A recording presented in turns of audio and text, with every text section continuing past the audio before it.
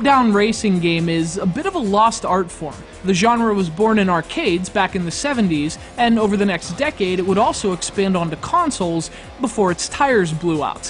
Which is basically to say, before people started caring more about polygons than fun games.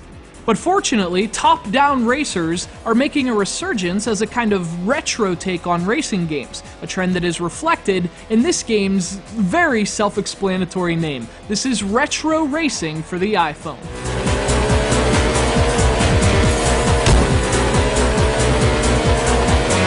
Speed up. Speed up.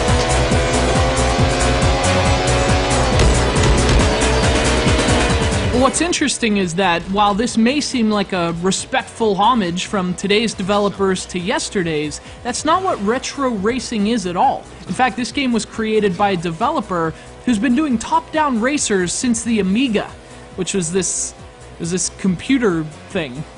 So because it's inspired by arcade games like Grand Track 10, and developed by a guy who did top-down racers like Nitro for the freaking Amiga, retro racing feels authentic. That's one of the things that really struck me about this game. It doesn't feel like some watered-down modern throwback. This is the real deal. It's like an old-school racer that has somehow ended up in the year 2012. I don't know, this car must have had a flux capacitor built in.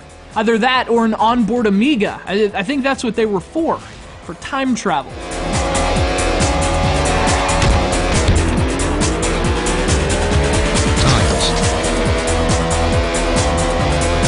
But of course, unlike the games that left the tire tracks this one is following in, retro racing benefits from modern technology, specifically the touchscreen of the iPhone.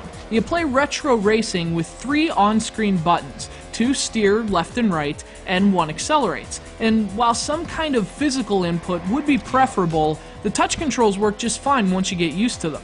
And obviously that took me some time. The gameplay is very fast, and I was surprised by how smooth and responsive it is. And once you master its controls, retro racing is never hard to actually play, which is a good thing because the game is hard as hell. Not content with simply being retro in design, gameplay, and style, retro racing also has a retro degree of challenge. Frankly, that means I don't stand a f***ing chance.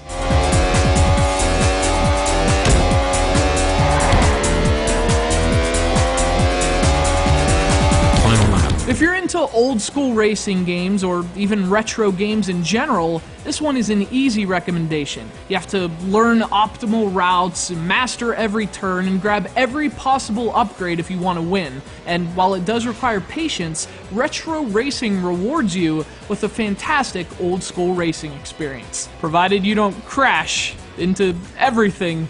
Quick, activate the Amiga!